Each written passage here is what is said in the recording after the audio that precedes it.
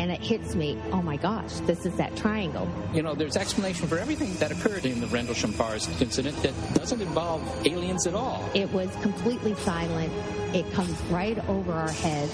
He saw a classic flying saucer really standing in the clearing. He turned over to my father and held his hand, and he looked in his eyes and he said, "We're not alone." Welcome to Podcast UFO for our live show. We're live every Wednesday at 8 p.m. Eastern Standard Time on the Dark Matter Radio Network. Please remember to visit the website podcastufo.com for past episodes, blogs, and forums. During the show, feel free to participate live in our chat room. And don't forget to like us on our very active Facebook page. Hello and welcome to the show. This is Martin Willis, your host. And we have Rey Hernandez coming up as our guest tonight. Alejandro is waiting in the wings for the news. He'll be coming up in just a minute. But before that, I have a little bit of housekeeping. I want to thank everyone for their support.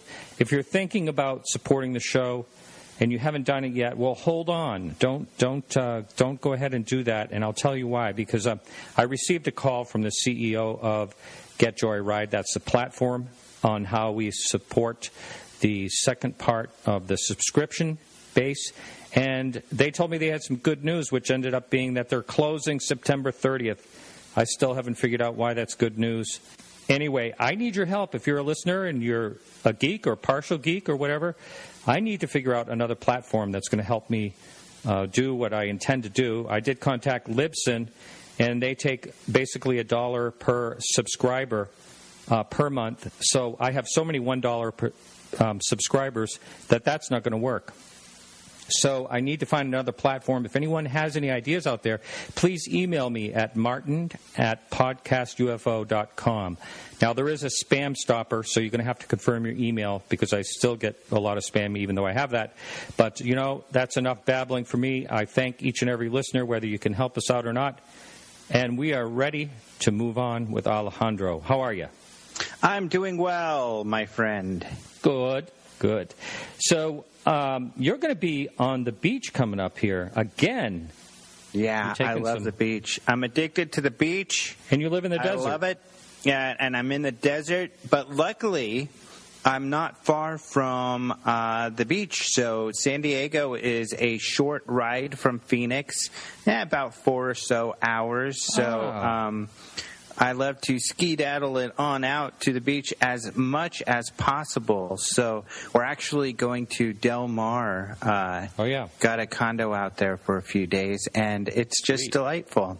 Now, isn't there some type of road issue? Didn't I hear something about there's some type of road closure in between? Am I thinking of Las Vegas? That's what I'm thinking of, I guess. Well, there was a road closure not too long ago. I forgot what happened. I think part of the road washed out, or giant scorpion ate it, or something like that. I can't remember. But the path that I'm taking skirts along the border with Mexico, and it is all free and clear. It's kind of funny. Actually, a few years ago, the sheriff out in Pinal County, and everybody knows Joe Arpaio, the sheriff out here, they were saying that it was this area was overran by Mexican cartels and stuff, and it completely untrue. They were totally lying for political reasons. So it's actually a very safe and clear and quick route. Wow. So no worries. Look for Donald Trump while you're driving through there. You never know. Never seen a giant scorpion. If I see Trump, that would be horrifying. All right, so what's going on for the news this week? The news. So I want to talk UFO triangles. So triangular UFOs, because we've got a lot of stories on those lately. In fact, our UFO report that's going to be coming out on our YouTube page on Friday, we're going to show you some of these pictures and videos because I think they're pretty cool. But, yeah, I'm going to go over some of the stories that we've had. I think we covered one of those last week, but we've gotten some more since. So, and there's a progression to these stories.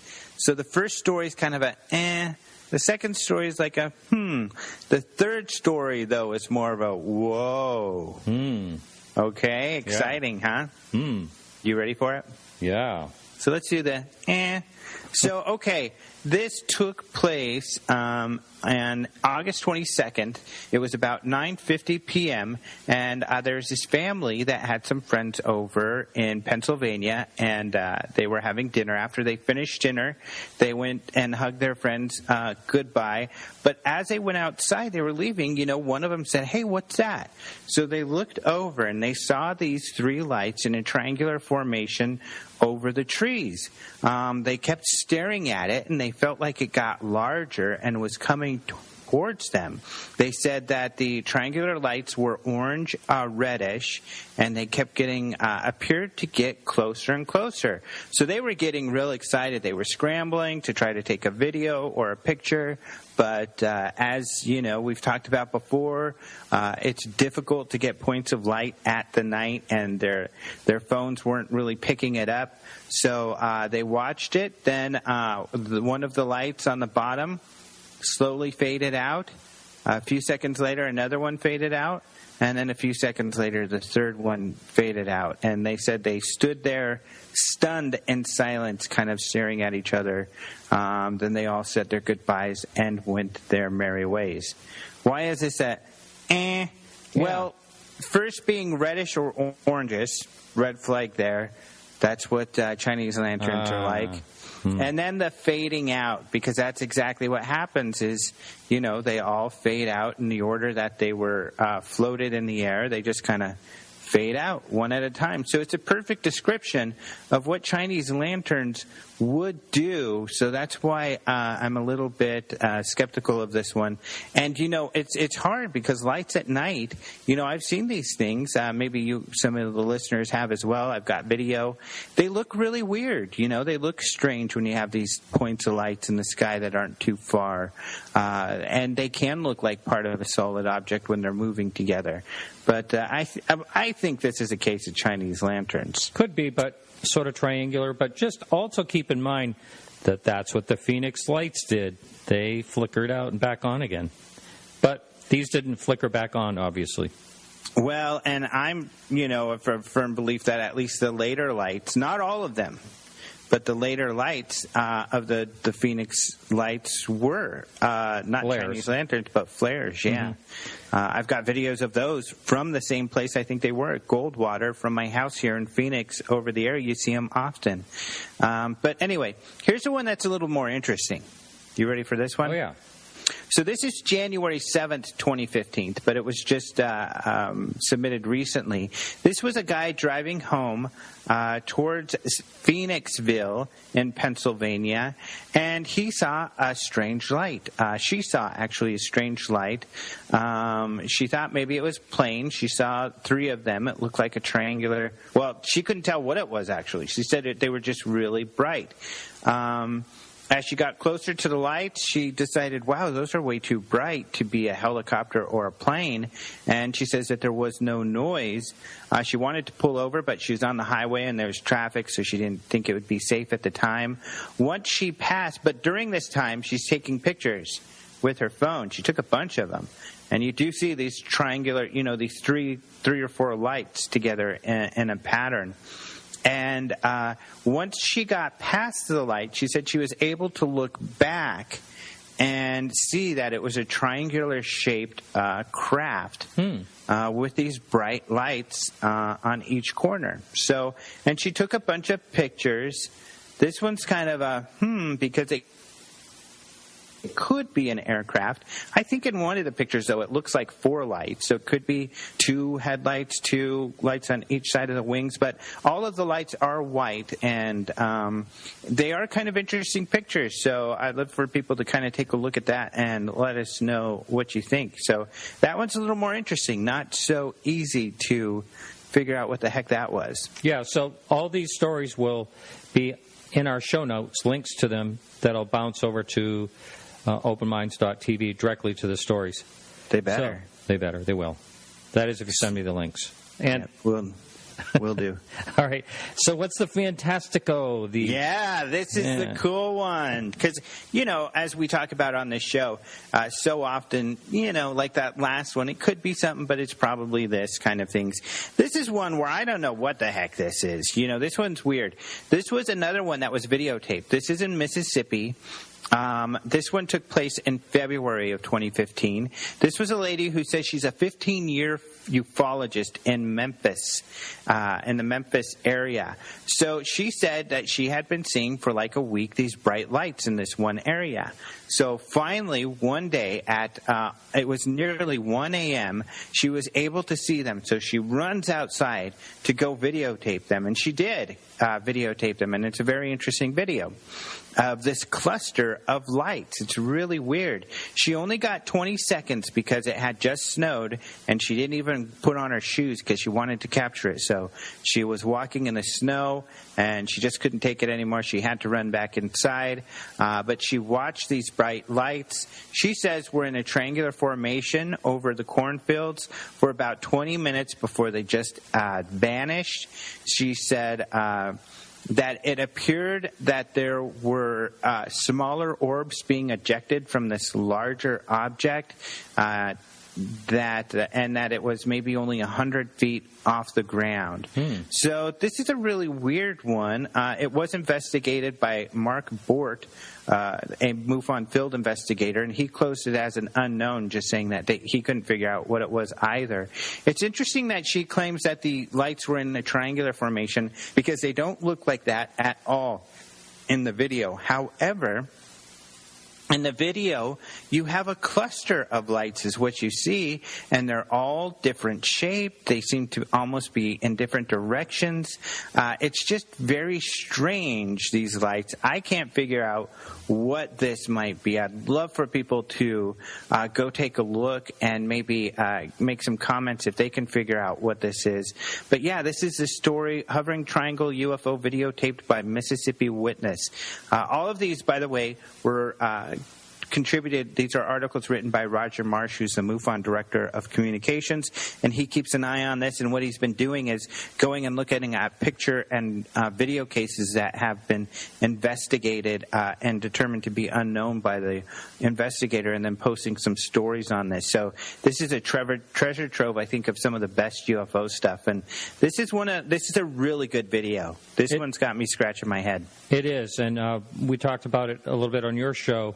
And, check out that video. It is really strange the way, I think I said they're like omnidirectional. In other words, the clusters of lights seem to be facing out, pointing out in different directions, and it's really bizarre footage. So check that out.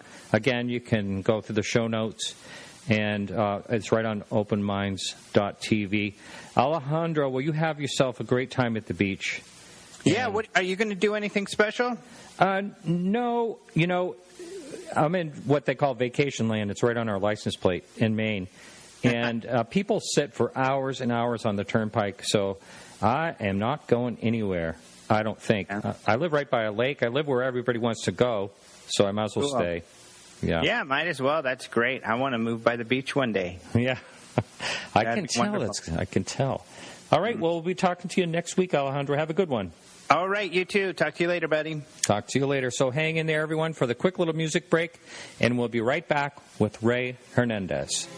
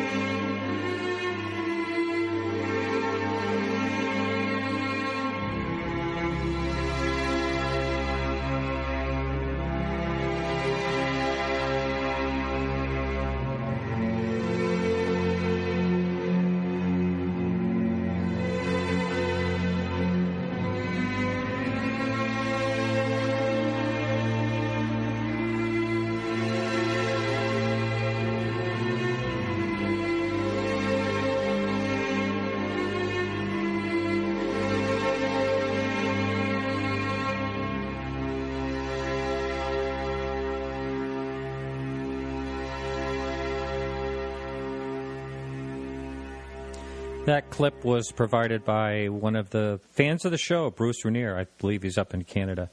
Thank you, Bruce. And on the line, we have Rey Hernandez. How are you, Ray? How are you, sir? I'm doing excellent. Great, doing well. And we're going to talk about all different types of things. We got, an hour and 45 minutes or so. We're going to take a break at the top of the hour. But before we get into the nuts and the bolts of what Free is doing and all that, I wanted to find out who is Rey Hernandez. And I understand you're an IRS tax attorney, or you currently are, or you were? Correct. Estate tax?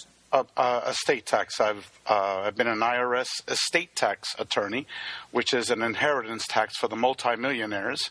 And we won't go after you, Martin, unless you die with more than $5 million of net assets. Well, I wonder if our paths have crossed. I praised Merv Griffin's entire estate, all his properties, and after he passed away, and certainly was, well above that. But it's kind of funny. I'm an estate appraiser. That's what I do. So it's kind of funny how you never know. Look at that. You never know. And, yeah. But I mainly deal with accountants, CPAs, and attorneys. But previous to that, my experience there, I was an academic at the City University of New York. And I also taught at other universities. And I was a director of two major programs. One was as a director for the City University of New York for an environmental studies project. And the other one was with the City of New York. I was a director of the Office of Environmental Quality, where I supervised a very large staff doing innovative environmental work. And previous to that, I went to the University of California, Berkeley, where I was a PhD student in city and regional planning. And I had finished all of my coursework. And when I was writing my dissertation, my ex-wife got a brain aneurysm. Which I was never able to complete my dissertation because I had to undertake two full-time jobs because I had two little babies to take care of and a wife that was not very well.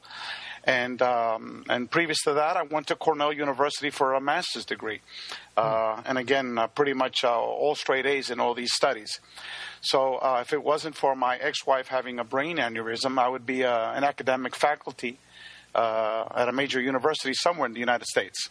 Now, presently, what you're doing for a job, it would seem like it would take a lot of time. In other words, it seems like a job like that is at least a 40-hour a week plus commute type of position or more. So how do you find time to do this other work that you're doing?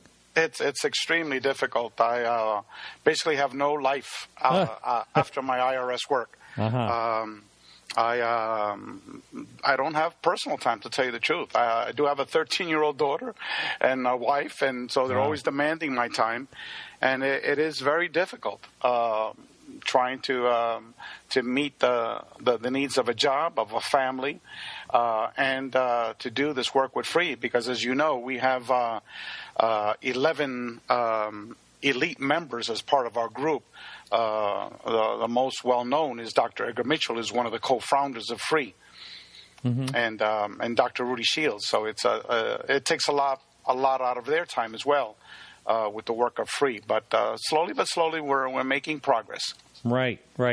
I just want to tell the live listener out there, we are, if you're listening live on the Dark Matter Digital Network or the I forget the radio station, wherever this goes out on.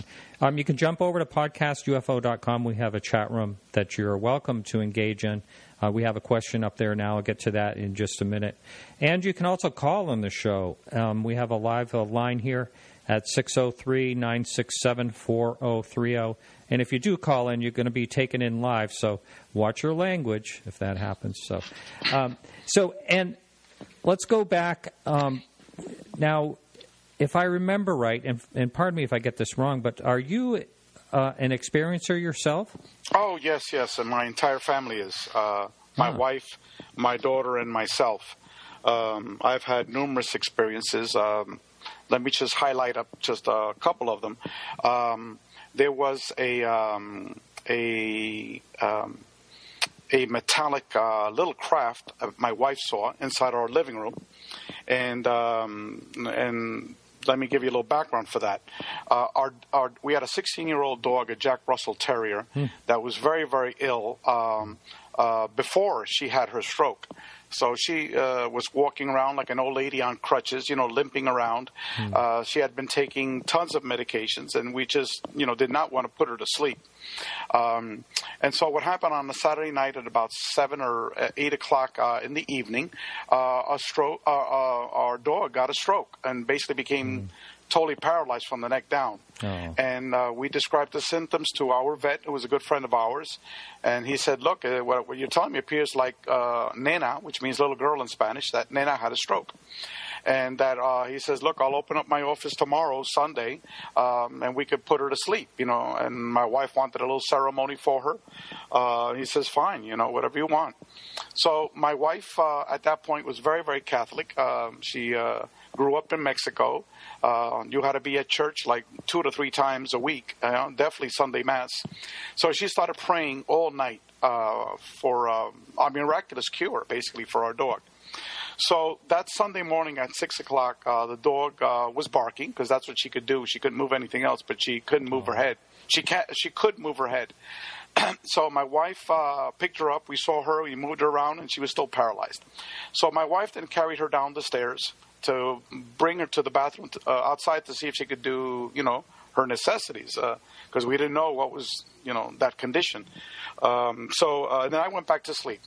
So then about 15 minutes later, my wife, not 15 minutes, maybe 10 to 15 minutes later, my wife was yelling at me. And it was like, Ray, Ray, Ray. And I totally ignored her because it's Sunday morning at 6 o'clock in the morning. So after all her yelling, I totally ignored her. She went up there and basically hauled me out of bed. And then she wouldn't tell me what it was, but she says, I need to go downstairs. I need to go downstairs. And let me describe what she saw, okay? But that was, as I said, I didn't see what she saw. I saw something totally different. What she described was like a little craft that looked like an upside-down U. It was roughly 2 feet wide by 3 feet in height, metallic shape, silverish, polished, and it had 2 green lights in the middle. Did you say this was actually in the house itself? In our living room. Wow. In our living room. And again, I did not see that. She saw that. And so my wife never had anything UFO related or ET or paranormal related in our lives, neither one of us. She knelt down and started praying. And she basically said, if you're a bad spirit, get the hell out. If you're a good spirit, stay. And so, and then all of a sudden, these lights started flickering inside. And it shot out from the side, these white fluorescent lights. And then that's when she started yelling at me to go downstairs. So she hauled me out of bed, and so she went in front of me, and I was right behind her. As soon as she got to the bottom of the stairs, and I was like 1 or 2 flights up, she totally disappeared in front of me. Okay? Now, again, what I'm telling you is not rational the way you act with these types of encounters, because you probably have heard from other experiencers that these entities totally control your consciousness and your behavior. So what happened immediately, like I didn't even pay attention to my wife having disappeared. I just looked in the corner of the room and I saw something totally different. What I saw was a floating plasma being. And I call it a being because for what I'm about to tell you. Let me describe it. It was basically 2.5 to 3 feet wide, about 1.5 feet in height, looked like pure energy, pure plasma, rectangular in shape, but it didn't have any external edges to it because it was pure energy, semi-translucent. Multicolored, not like a rainbow. We have one color attached to another, but like all these colors mixing and matching and flowing all inside. And what I did is basically waved my hand at it, and I said, BS, Then I turned around, I walked up the stairs, I went to bed, put my hands on the chest, looked straight up at the ceiling, and within a minute I was knocked out. Okay, I must have been knocked out. We didn't check the time, anywhere from 15 minutes to a half an hour. I'm not sure. Then I woke up, but then I was fully conscious, and I said to myself, "Holy cow! What the hell just happened?" And I ran downstairs, and there in the living room, my wife is dancing around the floor, saying, "The angels cured her. The angels cured her. The angels cured her." And I was like, what angels? Well, you saw them. I said, well, I didn't see an angel. What I saw was this plasma thing, And I went upstairs. They put me to sleep for a half an hour, 15 minutes, whatever it was. And then she then described what she saw. Now, for the rest of the day, it was pure pandemonium and pure confusion. We were never scared at all. It was just because my wife always saw it as angel. To me, I saw that plasma thing, and I didn't know that she was praying. She didn't tell me that until much later on. So what I realized many, many months later was this concept of missing time. Because to her, I was right behind her going down the stairs when she looked down, and then she saw her dog was totally cured. The dog, when I got downstairs, was like running around like a little puppy, jumping up and down, like a foot and a half, like a Jack Russell does. Right. And she was like a teenager, And it wasn't even the old dog before the stroke, walking like gingerly with the arthritis and everything. No, And so for a long time, it was just bewilderment. And immediately I went to the internet and I typed in, UFOs, ETs, aliens, paranormal, because I had no concept of what this was. Now, was this the first incident? Yes, this was the very first incident, and it was March of 2012, March 4th of 2012. And then what happened, I won't go into the details, but there was 3 incidences where my wife saw a craft. 2 times she called it down, and twice there were witnesses, mainly her family members, that had witnessed this craft with her. And then one time I called down a craft, but it was playfully, because the night before I had seen this guy on YouTube calling down a craft in the middle of the day, and this little speck appeared. And so it was already at 9 o'clock at night. It was a totally cloudy night. And I was waiting for this friend of mine to give me some papers. And I said, what the hell, let me experiment and do what I saw on YouTube last night. But it was...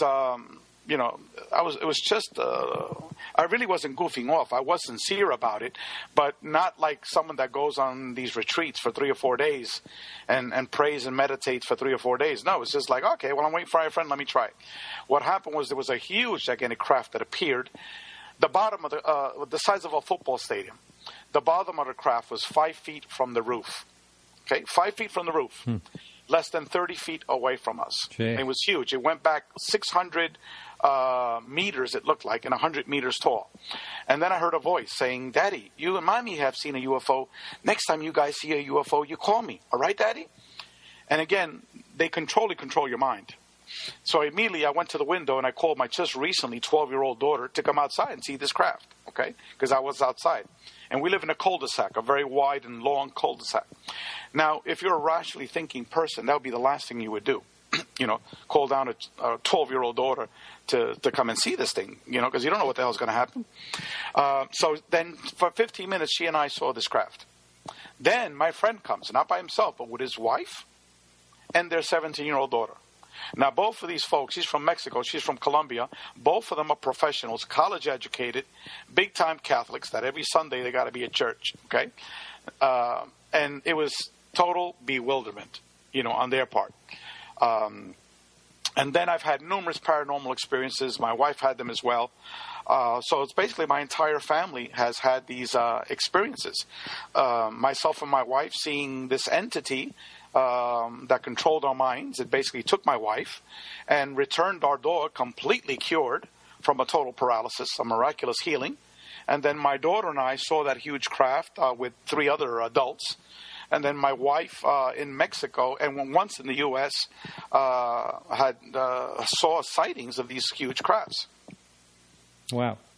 This is really interesting. Now, so Monday, you go back to work, you're hanging around the water cooler. You didn't really bring this up, did you? Oh, I didn't talk about this for many, many months. But did you talk to colleagues about it? No, not in the beginning, no. It wasn't until later on when I started having a lot more of these experiences. I guess it all started, I started talking about it really heavy duty about a year and 3 or 4 months later when I had a download of instructions. And then I was inside a wheel floating in the middle of like a matrix type of reality where inside this wheel it had all these various paranormal components in each side, each spoke of a wheel. Like, for example, E.T. contact was one spoke. Near-death experiences was another spoke. Out-of-body experiences was another, area of the spoke of the wheel. Remote viewing, ghosts and spirits, the spirit world, etc. How about cryptoids, Bigfoot, anything? Oh, no, that I don't recall that. No. I remember it was like 8 different topic areas. Uh-huh. And then what was in my head, what was put into my head, what was holding everything together was consciousness and quantum physics. Okay? And that all of them are all interrelated. It's all one. And it's all controlled by consciousness and quantum physics. Okay?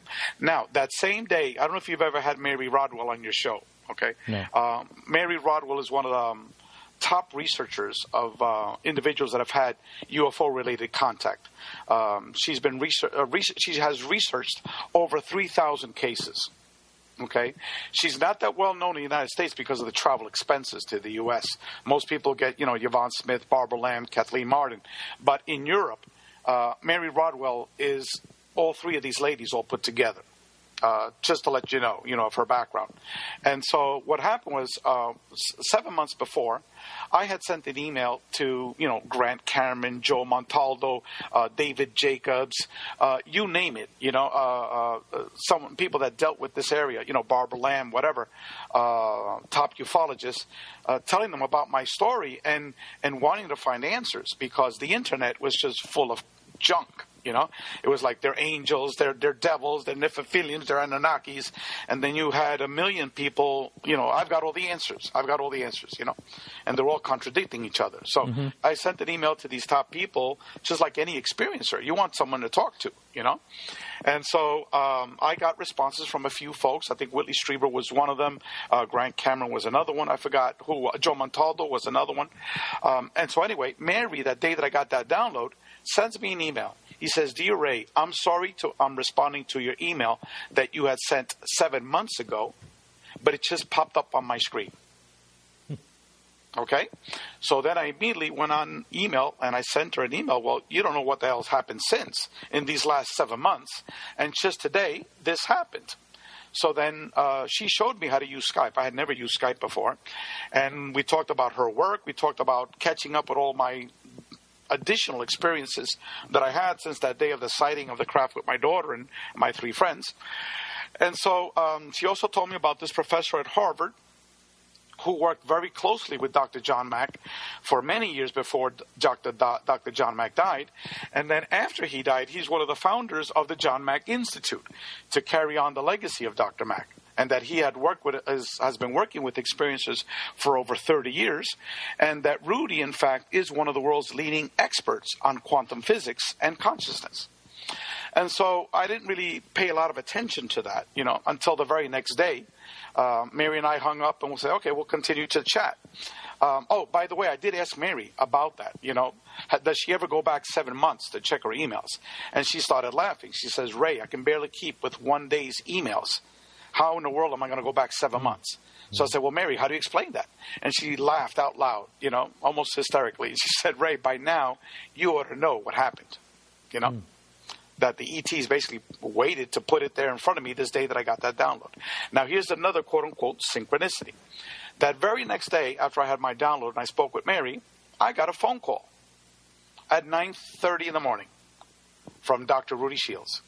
Okay? I didn't even know this fellow, never even met him, never even spoke to him. He calls me. Remember, this guy's a 75-year-old professor who's one of the directors of the Harvard-Smithsonian Center for Astrophysics. He had a battle with Stephen Hawking, which I found out later on, for over 25 years as to what is the true nature of black holes. Okay? Rudy won the war, not Stephen Hawking. Hawking publicly admitted 2 years ago that for the last 30 years he had been completely wrong on black holes. And now most astrophysicists accept the model that was put forward by Dr. Rudy Shields. Just to let you know the mind of this guy. This guy's a genius among geniuses. So he calls me up at 9:30 and he starts spoon-feeding me advanced quantum physics. And he said, "Ray, advanced quantum physics and Dr. Edgar Mitchell's quantum hologram theory of consciousness and physics can explain all of the paranormal phenomenon. So the vision that you had and the instructions that you had were actually correct. But yet the majority of humanity doesn't understand that." Okay? And so at the end of it, he says, Ray, look, these ETs gave you a mission, because what I didn't tell you what they had told me was that when I was in this mystical state, this matrix type of state where this wheel was floating around me, I was given a download, okay? Because I didn't physically see these ETs, okay? And again, I was in the middle of a traffic jam going to work on Monday morning at 8:30 in the morning. Wow. Okay? And it was the middle of this traffic jam that this occurred. And basically what I got, the message was that I need to inform humanity of the relationship between these entities that have been working with me, these entities, the spirit world, and consciousness. Wow. Okay? In a traffic jam. In the middle of a traffic jam at 8:30 in the morning. and I called an experiencer, the only experiencer I've been talking up to that time, and was only for 2 months. And she was someone that Joe Montaldo had sent to communicate with me, because Joe is doing some studies on abductions, and experiencers. So that's how, I came a hold of this individual. So I called her up at 8:30 in the morning, and I said, you won't freaking believe what just happened. And so, we had that brief conversation. And it was that night that I got Mary Rodwell to send me that email. Now, towards the end, Rudy said, look, Ray, they gave you an instructions of what you need to do, okay? And I said, but look, Rudy, I have no idea what the hell I'm going to do.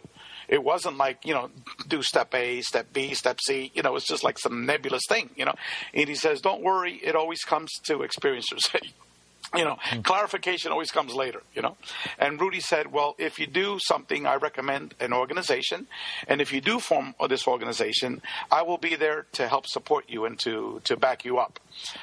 Initially, we thought it was like a documentary or something like that to do, because but let me continue the story. I'm jumping the gun a little bit.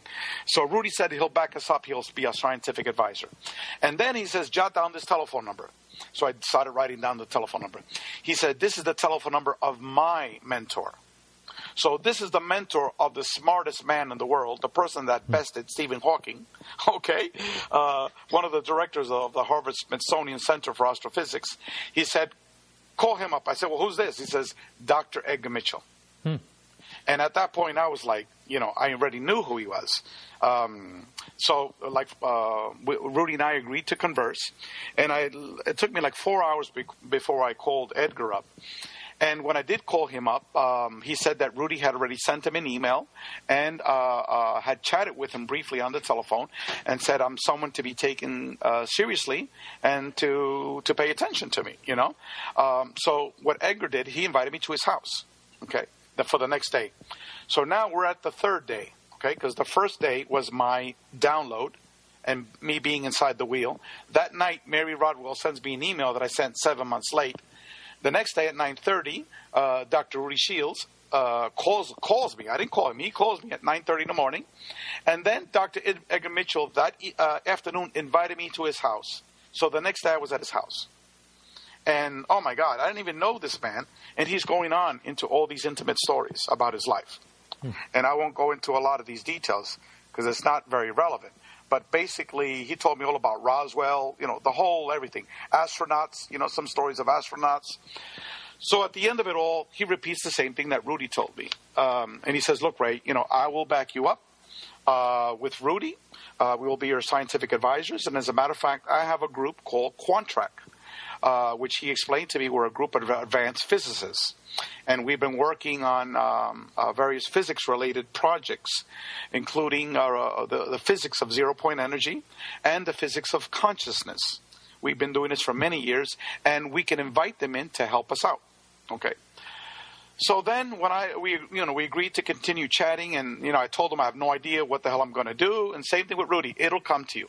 It always comes to you, So then I then sent an email to Mary Rodwell, and I said, Mary, look, we need to do something. We need to form an organization. And then I said, Edgar and Rudy are not going to be, moving forward with this because these are two men that are extremely busy. Why don't you and I, start this? I have no idea what we're doing, and we thought it was going to be a documentary or something like that, a little movie or something. We really had no idea. So, 2 weeks later, Mary says, Ray, I got the perfect name for it, Free. the Foundation for Research into Extraterrestrial Encounters. Now, mind you, we had no idea what we were going to be doing anyway, okay? So then one day, I was on the computer. It was a Saturday morning. Nobody was here. And all of a sudden, I just started typing. I just started banging away, for an hour and a half or 2 hours. And what it was a whole mission of what FREE would be doing, this new organization. And within a month, we had a who's who joining Dr. Mitchell, Dr. Rudy Shields, and Mary Rodwell. Now we have a whole bunch of retired academics. One of the academics is the chair of our research study, Dr. John Climo. And he's a recently retired tenured professor of psychology. He's one of the world's most famous academics on the paranormal. And he's taught research methodology for over 40 years. He's chaired 250 PhD dissertations. We also have in our group a neuroscientist, again, a retired professor of the brain, of neuroscience. His name is Dr. Bob Davis. And he just recently wrote a book and has been on several radio programs talking about his book, which is a book titled UFOs, Should We Believe? And, yeah, he was on this show a little while ago. Okay, yeah. So you know his background then. Mm-hmm. Only recently, he and his wife, I think it was maybe 3 years ago, he and his wife were out in Sedona. And again, this guy was a scientist, a brain, a specialist. Totally skeptical, all of this material. So he and his wife saw a UFO in the middle out of Sedona. And then he just freaked out. He got hit in the head by a 2x4, and began researching this phenomenon. And what he discovered doing, heavy-duty scientific, academic research on this, basically through government publishings, government reports, was that there is more than credible evidence for a scientist to reasonably conclude that, yes, the UFO phenomenon is very much real. And so I then brought him in to FREE, again with the approval of Dr. Edgar Mitchell and Dr. Rudy Shields, to be like the skeptic of our group, the rationalist scientist type. And he wound up being, like the co-chair with Dr. Climo of our research study. Other people we have on board, Dr. Leo Sprinkle, who was the first academic to actually publish articles on individuals that have had UFO-related contact. But back then, almost all the studies were done on abductees. Right. But Leo was on a little while ago, and he did mention this. I just have we're moving further away from something I want to ask you about, actually. Surely.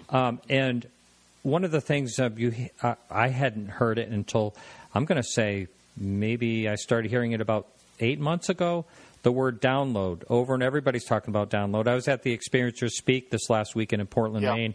Saw Grant Cameron, Kathleen Martin, Stanton Friedman, Travis Walton, et cetera, et cetera. And Kathleen is on our board of directors. Okay. So I do have some things to talk about as far as that term and everything. But I want to talk about the wheel. The wheel to me is fascinating. And by the way, if you're listening live, you can call in the show at 603-967-4030 or jump in the chat room at Podcast UFO and ask a question. So there was someone on the message board who has, I'm just going to basically read his question. It's similar to one I had in mind, but he's saying, I have heard others mention this similar image of a wheel. Yes. Have you talked with others who had the similar image? And if what were the differences or similarities? Well, interesting enough, the person that put that conference that you attended, the Experiencers Speak conference, this is Miss Hewins, Audrey Hewins. She had a similar experience of the wheel. I see. Okay. Anyone else that you're aware of? There was another experiencer that had a very similar experience of the wheel, that they were in a type of like a matrix reality, that you're like floating somewhere and you're inside a wheel and it's floating around you. So there's 3 people that I know of. But again, I have not published, I don't have a book published or anything like that. A lot of people don't really know a lot of my story, Now, have you ever seen this? Have you ever seen this after that? We have someone calling in. Hang on just a second. Yeah, surely. Hello, caller. You're on the line. Please say your first name and go ahead and ask a question. Yes, my name is Bobby. I'm calling from Jasper, Alabama. And my question is this. Do you believe that there is any way that we can, for lack of a better word, call in, if you will, kind of send a mental telepathy kind of message to some of these visitors to come and visit us? And do you believe that would be a positive experience, or could there possibly be some that you don't want to come visit you? Okay, let me answer that question. We did ask that question in our survey. I haven't gone into the research study yet, but it's a survey that we've gotten 2,500 responses from individuals that have had UFO-related ET contact. And we did ask that question, and we have gotten positive responses in the very high hundreds of individuals that have called down a craft. We cannot publish our findings with actual numbers and percentages and things of that sort. But yes, that's a very, very high number of people that have done that, just like I did it, my wife did it.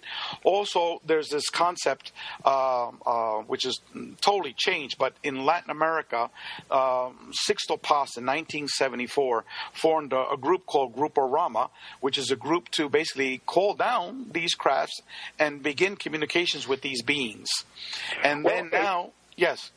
No, I'm sorry, I didn't mean to interrupt you. And yes. You're saying that, though, that brings to light something, and I hope I'm not stepping on any toes of what I'm about to say, because that's not my intention. Yeah. But there's one person that kind of, he gets groups together, and that is Dr. Stephen Greer, and he will get groups together, but he advocates that you need to be experienced with this.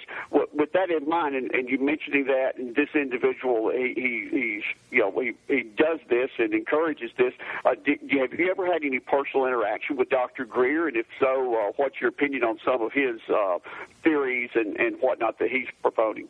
Okay. Well, let me just answer the last question very briefly. Sure. There have been many individuals all over the world that have been forming these contact groups even before Stephen Greer's name was even a public household, okay? I'm sure. Especially in Latin America. And these individuals that I know have conducted these sessions all throughout the world. And many participants have had contact of both the crafts and these beings.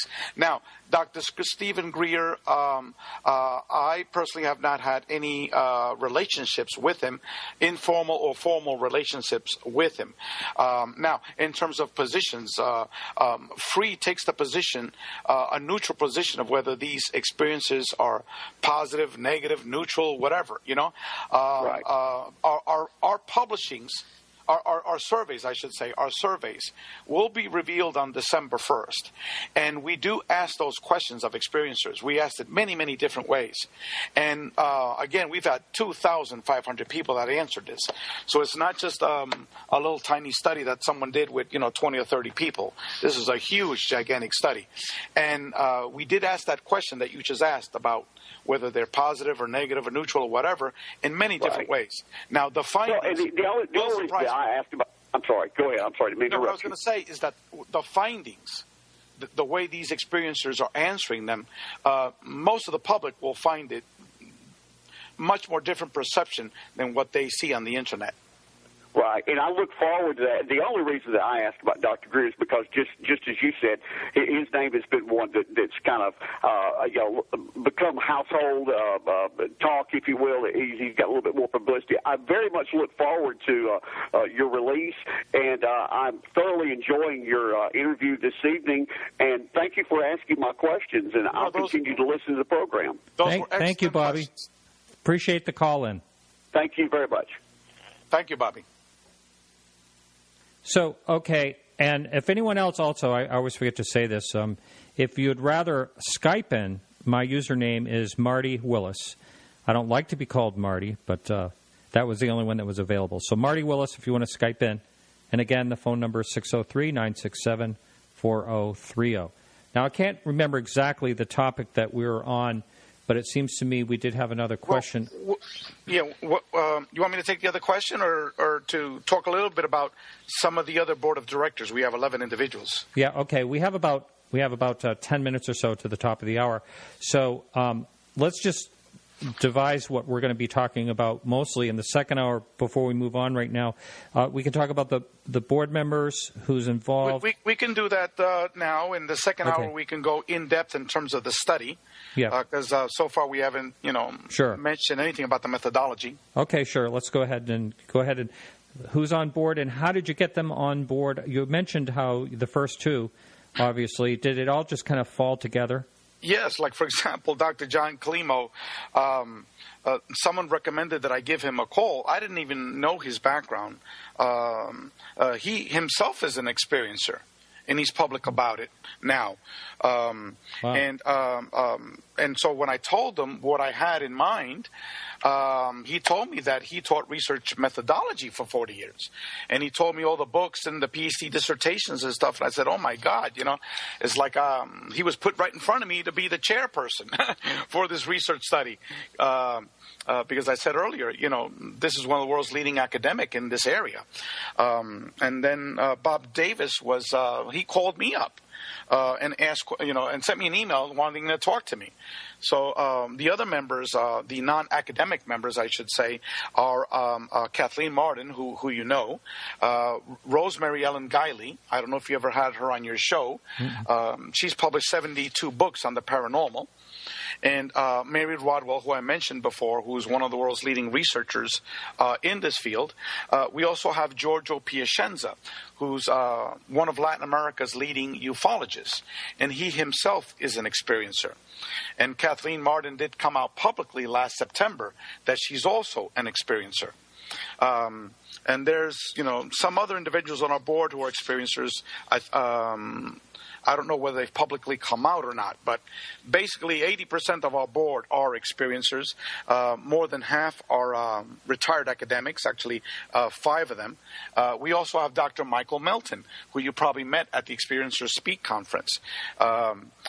He is a PhD clinical psychologist who is a member of Starborn Support and works with many of the experiencers associated with that organization. I'm sorry, I just missed the name. Who that was? Oh, the last one was Dr. Michael Melton.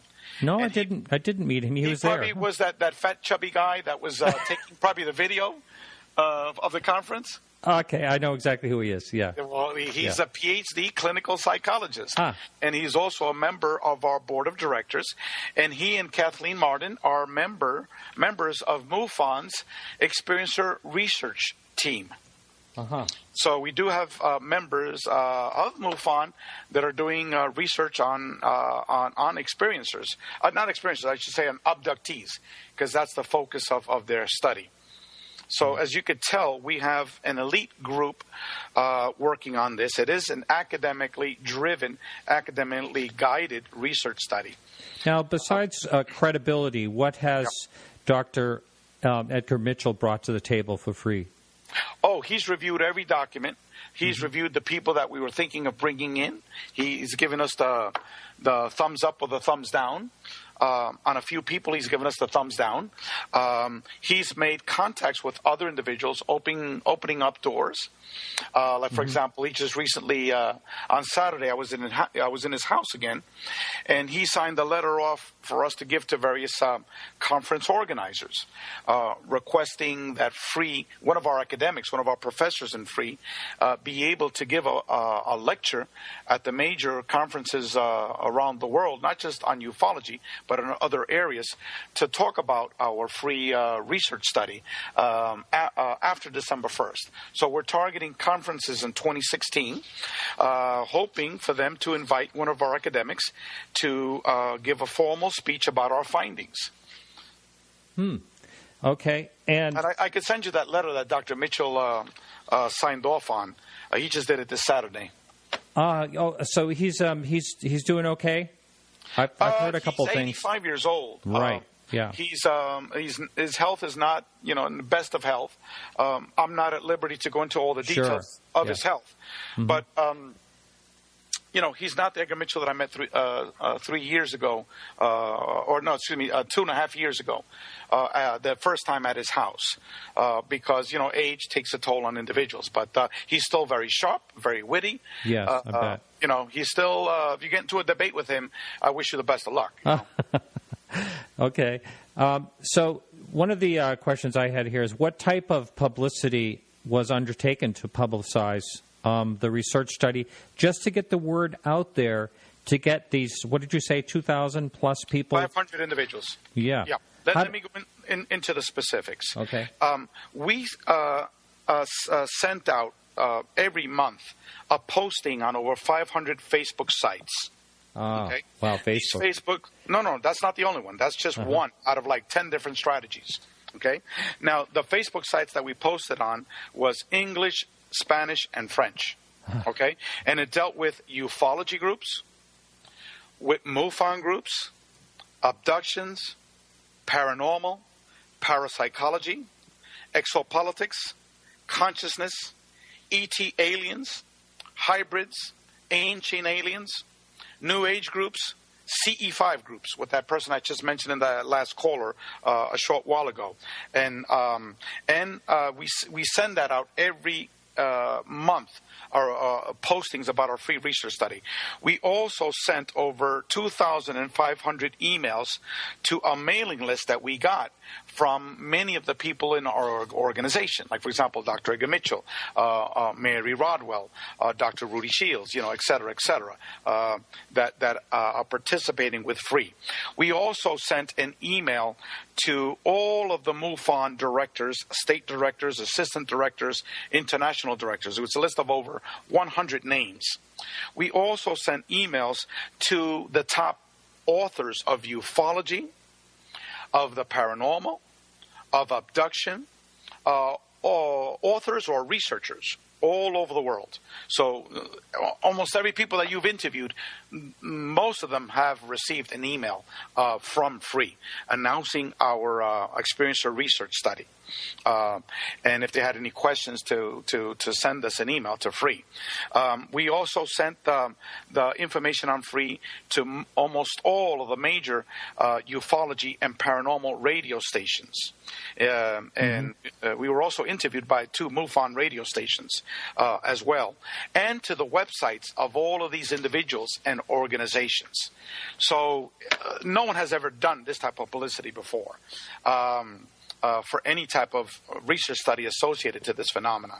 So that's to respond of our public outreach, which is extensive. It really sounds it. And I know, just from my own experience, how much time, something like that takes. And then if you want to boost posts, you can spend some money too. I don't know if you do any of that type of thing. But, just to get the word out there, it helps when you have other people helping. And it sounds like you have a team. I don't know how much of the work. We have a huge support team backing us up.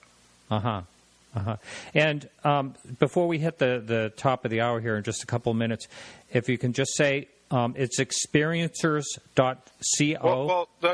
.org. It's experiencer, okay. Singular. It's EXPERIENCER.org.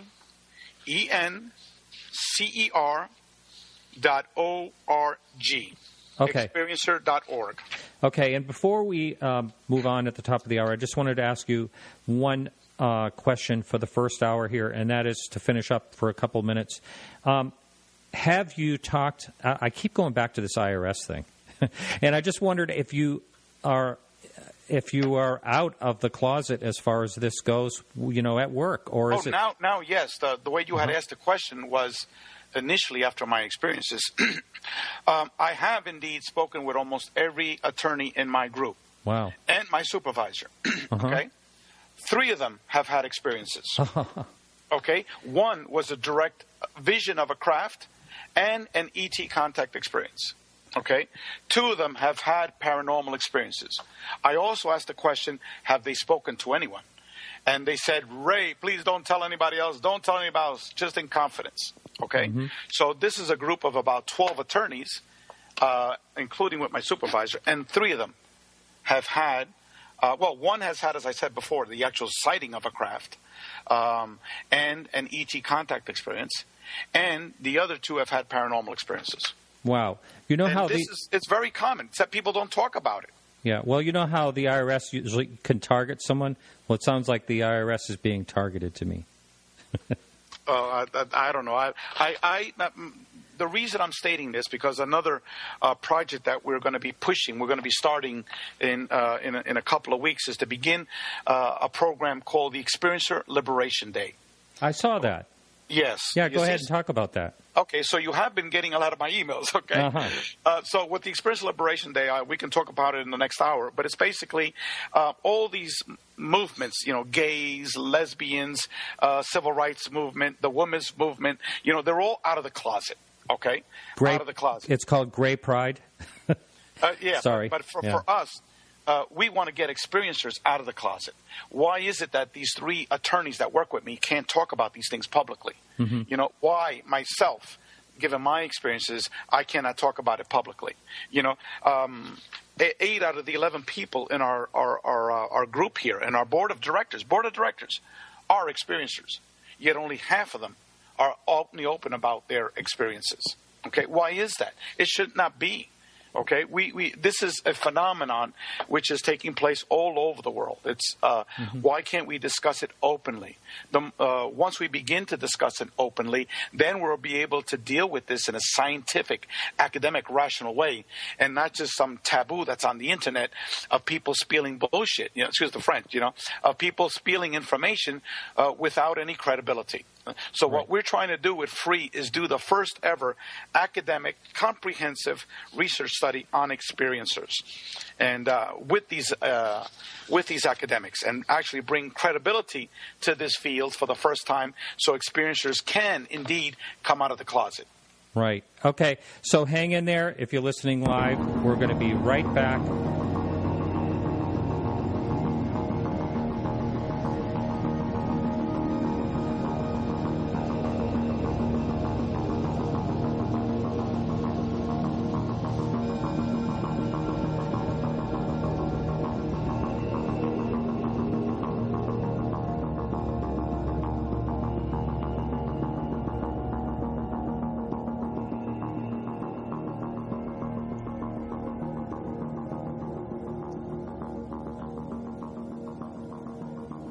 All right, we're on the line here with Rey Hernandez.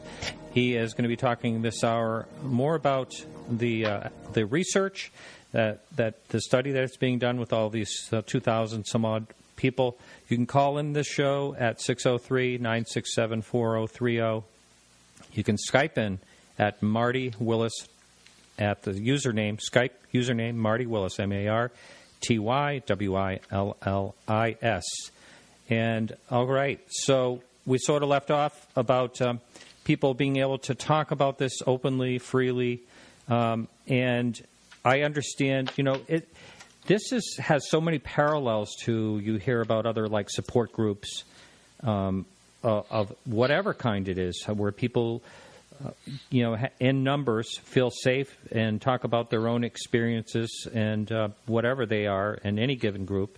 And how, say, even AA or all that, how it seems to work. It seems to comfort people to be able to talk about it. Is that part of what FREE is doing? Yes. We also have another program, which I haven't discussed yet. We've actually been running it for a year and a half. It used to be called the Experiencer Buddy Program, and now it's called the Experiencer Peer Support Program. And this individual, it's what it is that we announce it to individuals that have had any type of contact experience with, I don't like to use the word ET because it signifies extraterrestrial, but basically any UFO-related non-human intelligent being, and you need someone to talk to.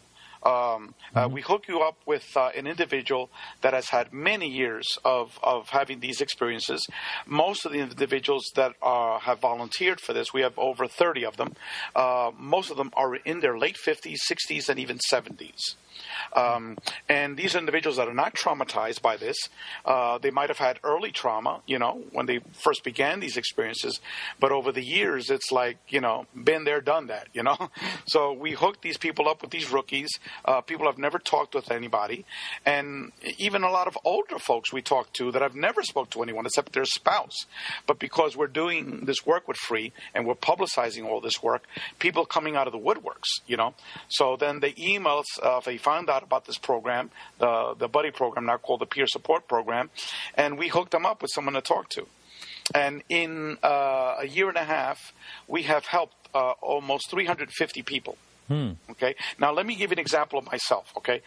I did not have a traumatic experience. It was my wife sees them as angels, and they did have a miraculous healing of our dog.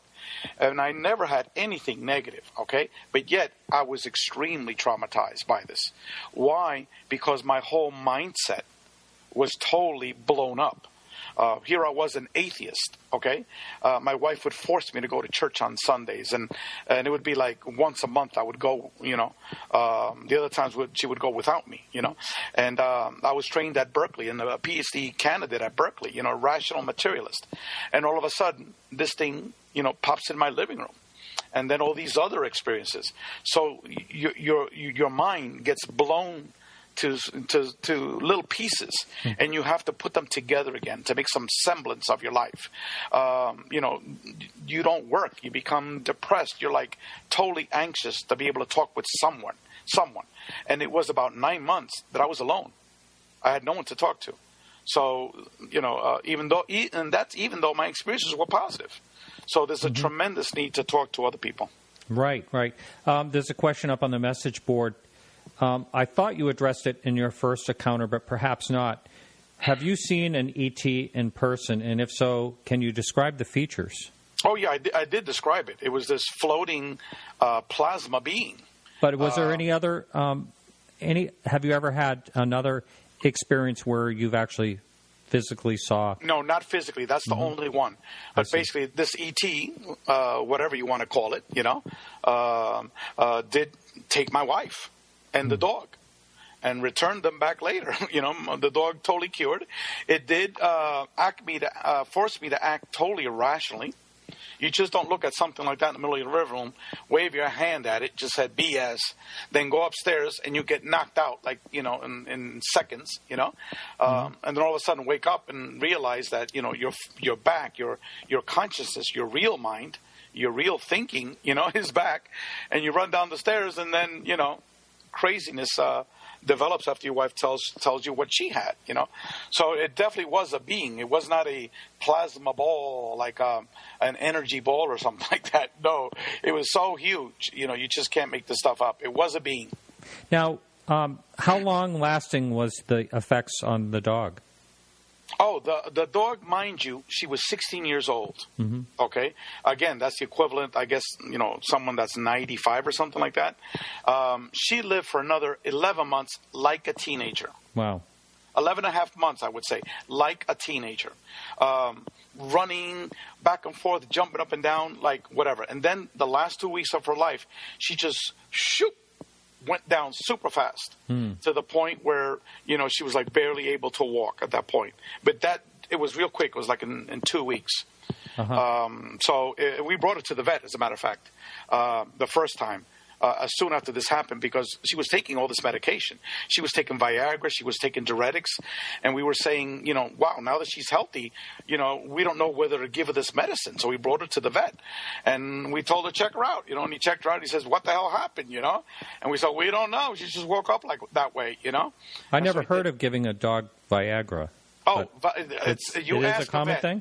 Yeah. You ask a vet, and they will tell you that they do prescribe Viagra for dogs that their heart is not functioning properly. Well, I think that was the original genesis of Viagra was for heart medicine or something, I believe. Yeah, Anyway. but my understanding is that it stimulates blood flow movement throughout your body and the heart.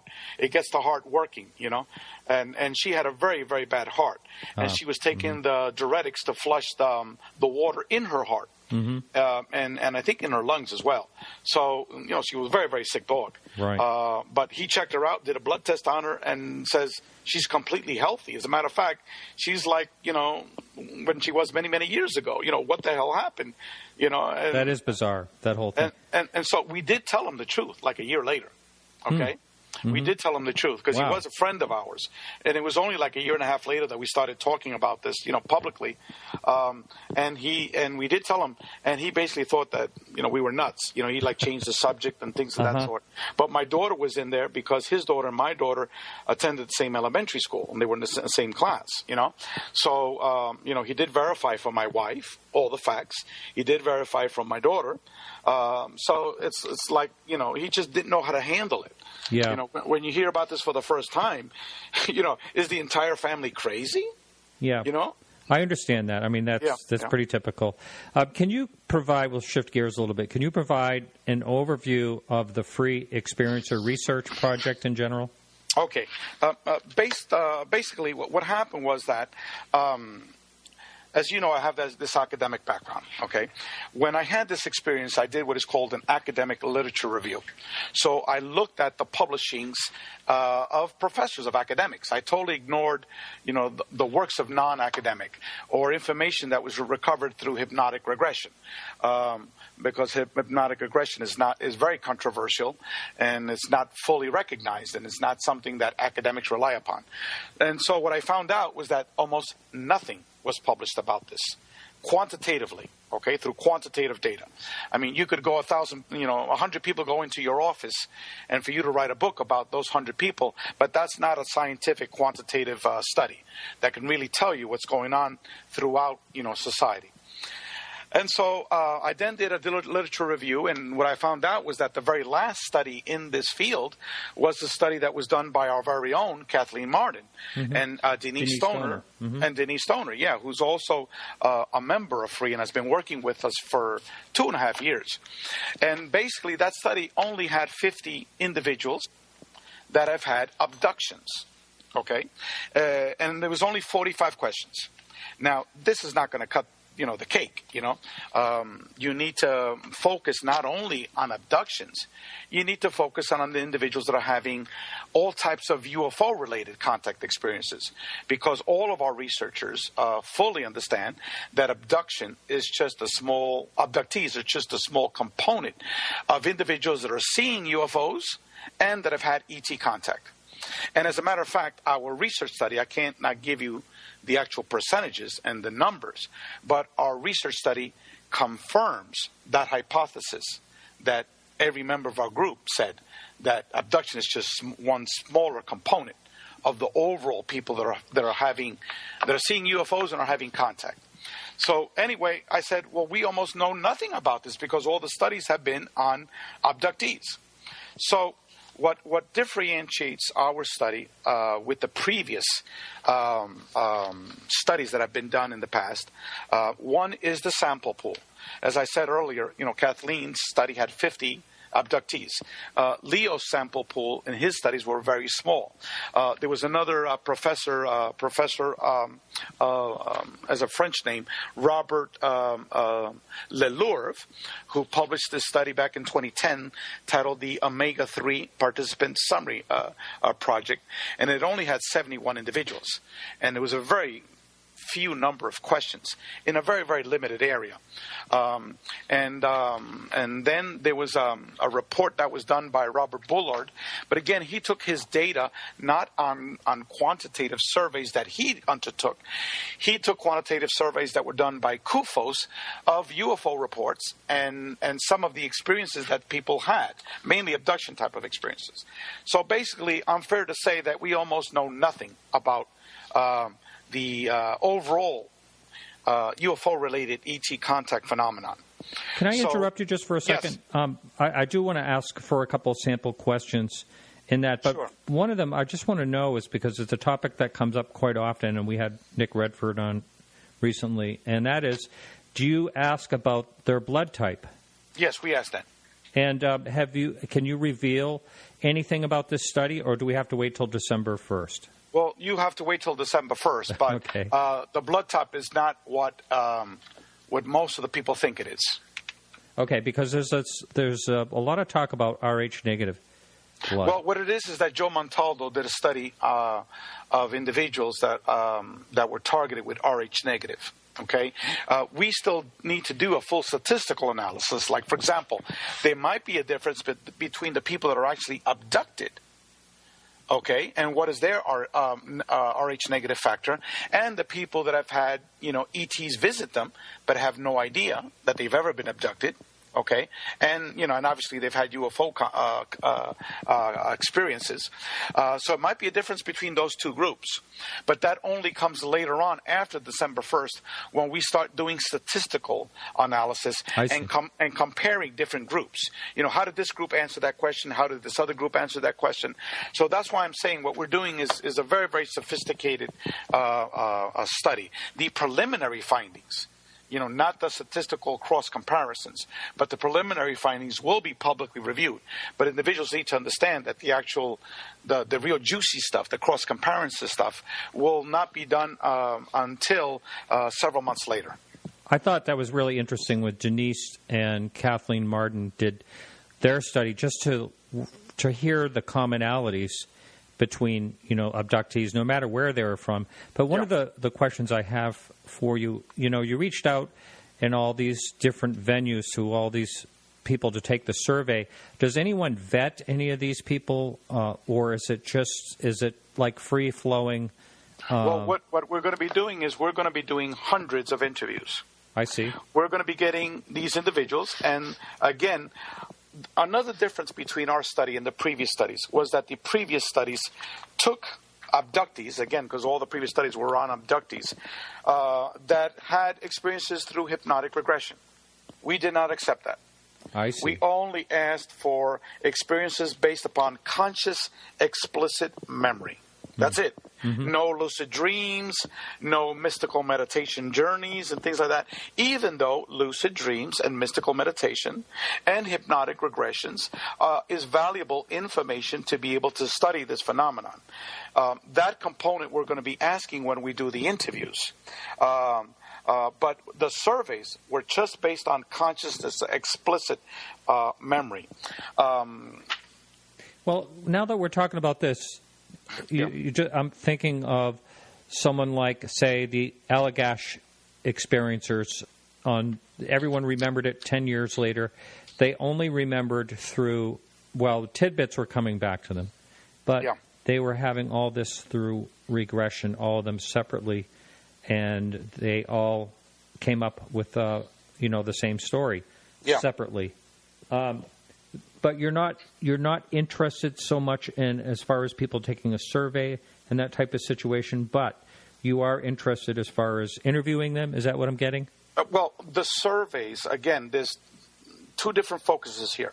For the survey, if you just ask any which way question about hypnotic regression or lucid dreams or mystical meditation, you could have your next door neighbor who took a Dolores Cannon class for 3 hours that does past life regressions to do a hypnotic regression session on them.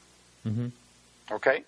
Or you could have someone who totally sees these entities as pure angelic, will not even touch anyone that has had any type of negative experiences, and someone who has no idea what the hell they're doing, coaching and guiding the questions. Right. Okay? That's always been a concern. We have sort of a mutual friend.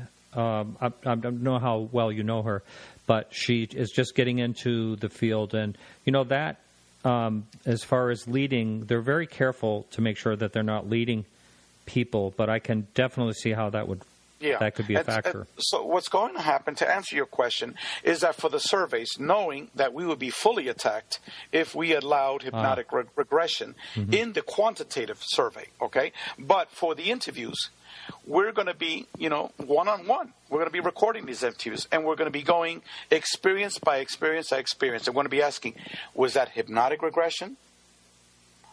Was it conscious, explicit memory? Was it lucid? To clarify each detailed experience.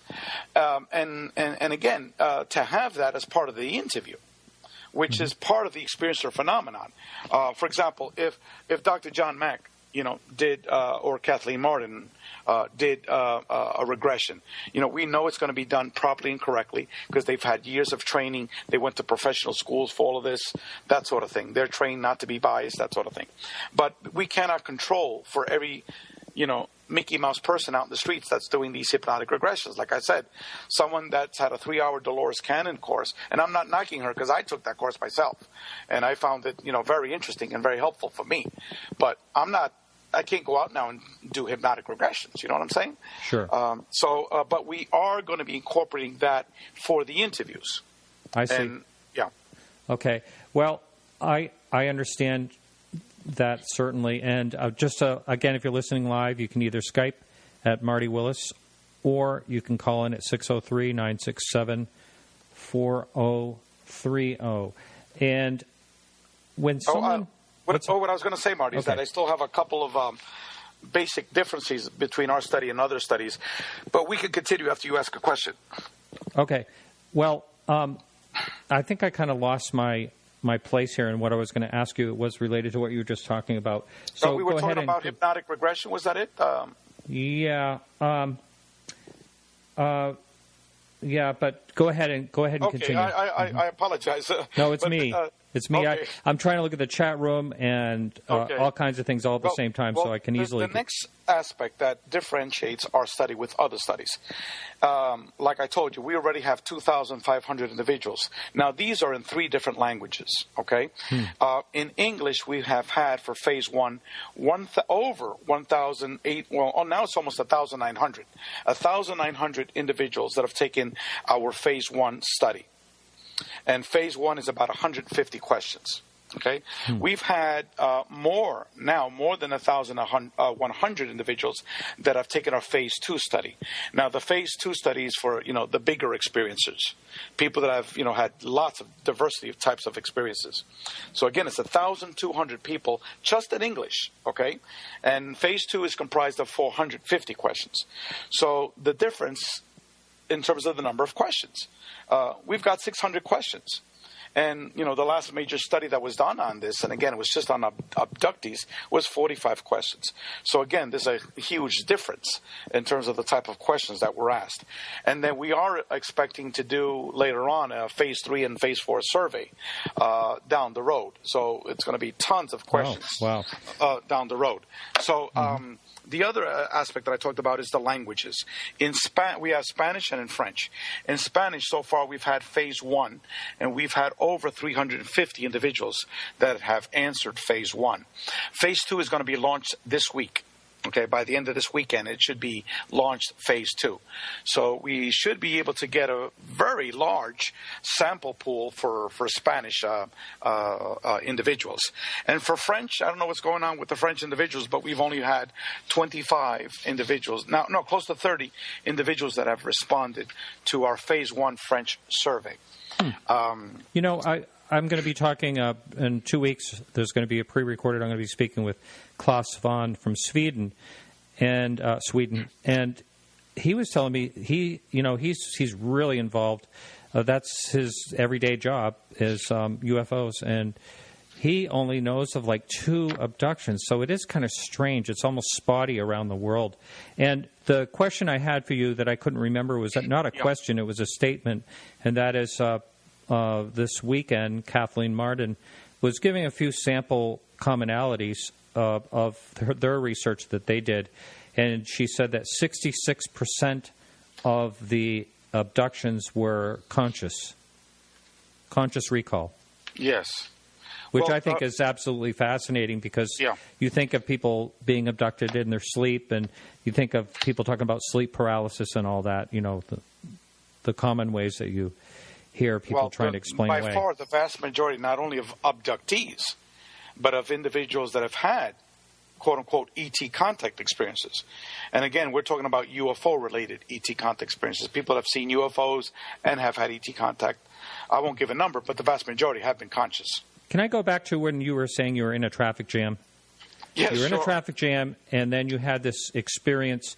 Did you just wake up in the middle of the traffic jam? I mean, what happened? Well, again, one of the issues that we ask in our questions is this topic of missing time, which is we're just experiencers and researchers are just starting to understand this. And I know that Joe Montaldo has spoken on his radio show about that extensively. But every researcher in our group knows about missing time because they've spoken with so many experiencers. Like in my case, my wife thought that I never left to go upstairs. Like I was directly behind her the entire time. Wow. But yet, indeed, I was gone anywhere from 15 minutes to a half an hour, maybe more. Because we really didn't look at our clock. It was Sunday morning at 6 o'clock, and it was such a crazy day. I don't think we looked at our clocks, okay? But missing time is very, very common. Now, Rudy explained to me, most physicists, first of all, they understand this concept of a multidimensional reality. 20 years ago, most physicists did not accept it. Okay, but now, Michio Kaku, Dr. Greer from Columbia, most of the major physicists that are out there that are talking to the public acknowledge that they have a hard time believing in the multidimensional world, reality of our universe of universes, but now they're begrudgingly forcing to accept it. So Rudy said that, in fact, we live in a multiverse. That he's an adherent to Edgar's quantum hologram theory of consciousness in physics, which deals with a multiverse reality, and that, in fact, time does not exist, just like most physicists accept that the concept of what we understand as time does not exist. Most of the people in our group also hypothesize that these entities are actually multidimensional entities. For many, many different reasons. I won't go into those details. Now, with the hypothesis that are multidimensional entities, and now that most physicists accept the fact that we do live in a multiverse, okay, and that most physicists do not accept the concept of time as we know what it is, and that's starting with Einstein, in terms of his concept of relativity and time. Isn't it not too much of a stretch to think that these ETs can take you and put you back in time or maybe in the future in time? So in other words, when you're in your car, you think you came back about the same time you were taken? That's exactly what I'm getting at. I see. Okay? Mm-hmm. That you could be put back and you don't even realize what went on. Some experiencers have, I think it was Betty Andreasen in one of her books, mentioned that she was actually put back like a minute before these ETs came on. She actually saw in the living room her husband and her daughter, something along those lines, that she was sort of like an ethereal type of person that hadn't fully materialized back into reality, and she was seeing what was taking place back in time before the ET came, like a couple of minutes before. And numerous experiencers have stated that. It's funny. This has a parallel a little bit, and you were talking about it in this wheel experience you had. Yeah. It has a little bit of a parallel to some of the near-death experiences. I don't want to go way off topic here, but... Oh, it's not off topic. It's right on topic. Okay. We have, again, we asked that question about near-death experiences. We also ask a whole series of questions whether these ETs are associated with the afterlife, with the spirit world. And we ask that question many, many different ways. Let me just tell you that based upon our findings, Free formed a separate subcommittee to further explore this issue that you brought forth. And near-death experiences very, very prominently featured. Wow. And again, I can't go into the details, the percentages, but remember I told you in one of the letters I sent that the results of our study is going to rock the field of ufology and the field of the paranormal? Yes, I remember that. And also, there is one little... I do want to bring something up now that you just said that, is that there's a little bit of conflicting dates. I believe on your website it says January 1st, 2016, you're coming out with this. You mentioned on the show just a few minutes ago that it was December 1st, and it was originally going to be launched in September. Yeah, let me clarify that. Okay.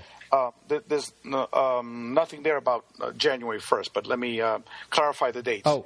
Our research committee several weeks ago had made a decision. Now, everyone on our research committee is every one of our board of directors that I previously mentioned to you, except Dr. Rudy Shields and Dr. Edgar Mitchell, because they are not researchers in this field. Everyone else is, okay?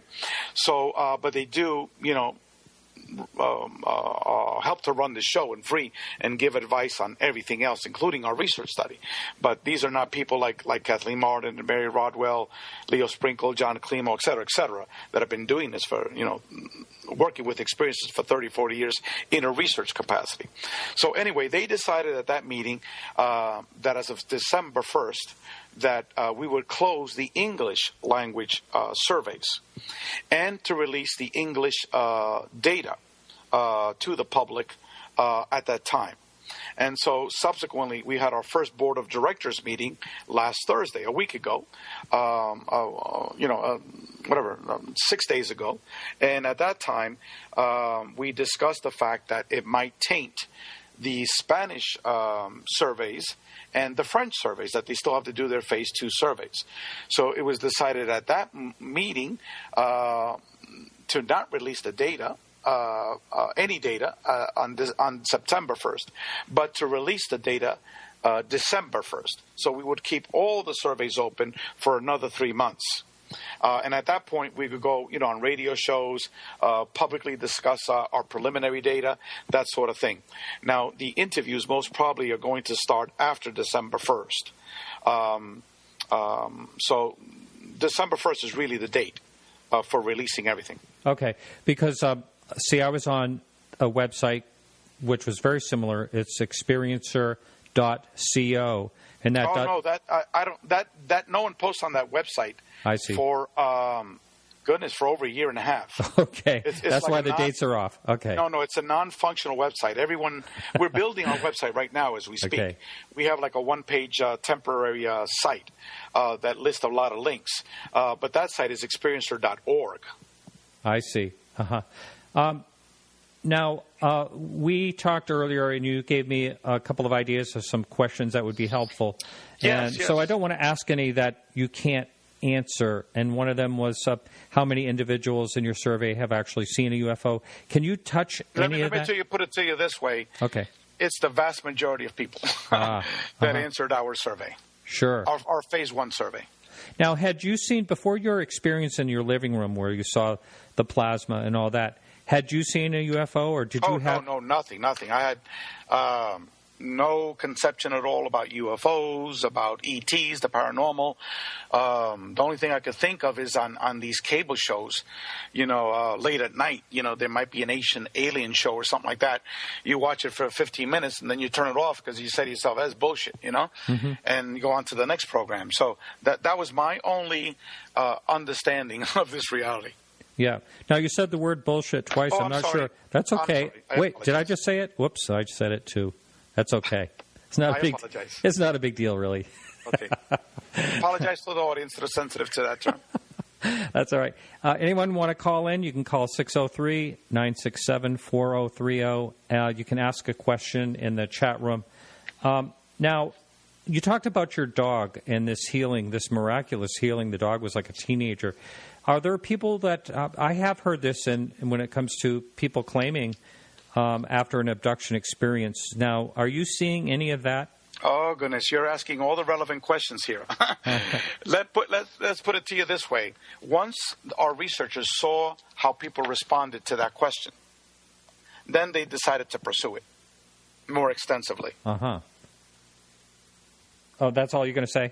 I cannot give you data or percentages, All I'm just saying is that the people in our research team knew that has been happening. We actually have 2 members of our board of directors that can elaborate on that, but that's very specific to them. And no one will, as long as they publicly talk about it, no one will ever know about that. But there are 2 members of our board that have had that experience. Okay? Mm-hmm. And plus people have heard about it. The researchers have heard about it over and over again through the work that they do. but it's just not something that's studied, something that's not mentioned. There's no data on it. No one has ever asked any questions on it because most of the studies have been on abductees, and that question has never been asked, okay? So we did ask that question in our study. So for the first time, we actually got real data. Wow. And let me just tell you the responses that we got. Everybody's eyeballs popped out.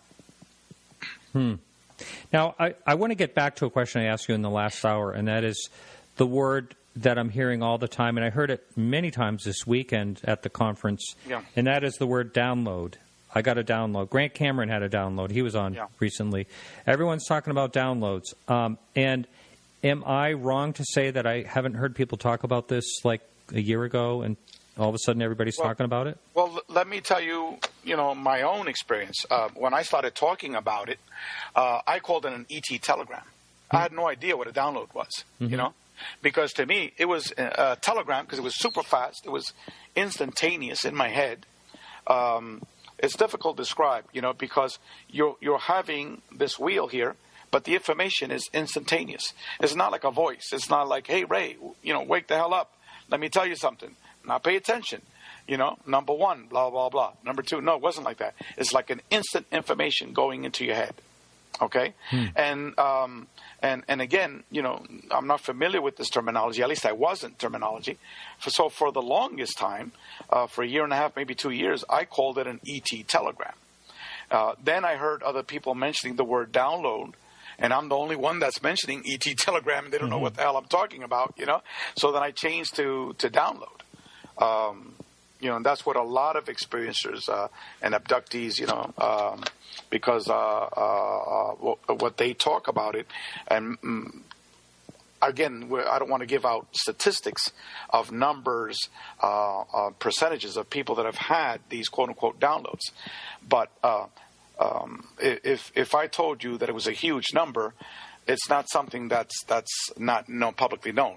If you go to that conference, if you talk to Kathleen, if you talk to Denise, if you talk to, all the individuals in our group, they will tell you that it goes hand in hand with the ET contact phenomenon, UFO-related ET contact phenomenon.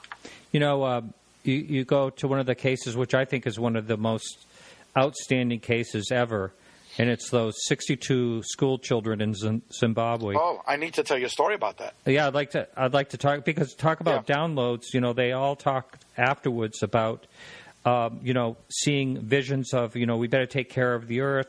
Go ahead. What do you have on that? Oh, yeah. No, nobody knows about this, okay? My wife has a friend of hers. Her son was a year ahead of my daughter in school, and because she lived at a distance, she always hung out with my wife before it was time to pick up her son. And then they became very good friends, and then, they get together a lot, for many social occasions. So one day she was in the house and she overheard me speaking with an experiencer.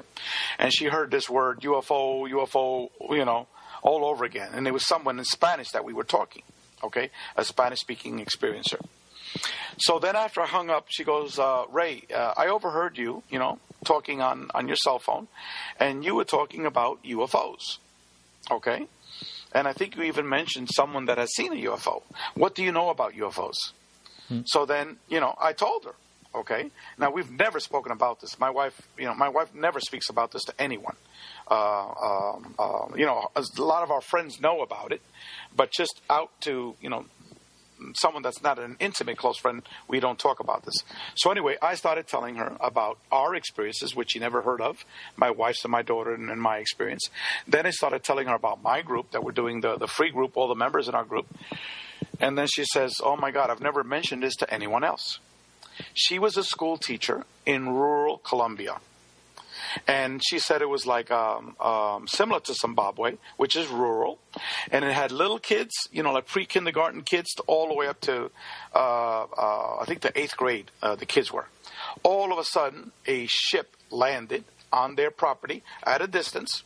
And these beings came out, 3 beings. Wow. Tall, small beings. And then she even described what it looked like. And I said, well, how do you know what they look like? She said, well, the principal of the school and some of the other teachers and I, in my own class, had my kids to do the drawings. Okay? How come And this then- case is not, you don't hear about this case? Probably no one talks about it. Who in the hell is going to talk about it? You know, if you're this lady, are you going to talk about it? If you, one of the teachers there, are you going to talk about it? Of course not. You know? Well, it seems like if there's enough people that witness something like this, As a matter it of will fact, she come came out. to my house today, Martin. And I told her, I'm going to get you on video, even if you have to turn your back, you know, for you to say it in Spanish, which is her native language, and for us to translate it later. And she said, yes, I'll do it, you know. And there we could get the full story. And she even mentioned, you know, more or less the date. And it was like either a year or before after the John Mack incident. I forgot exactly, but in the video she could tell it. She knows the city. I said, do you have any contact with any of those teachers? She said, well, maybe one that I kept in contact with over the years, but I haven't spoken with this person in many, many years. And I said, do you know any of the children? And she says, no, you know, because I haven't lived in that city in many, many years. So then, you know what I did? I went straight to the YouTube and I showed her John Mack. Oh. And this woman's eyeballs popped out. Okay? She saw the drawings that the kid did. She says, oh, my God. It's almost the exact drawings that these kids drew. And that was when I asked her about the drawings, you know, because she said that they actually invited the parents of the kids to come in. And that's when they had these discussions.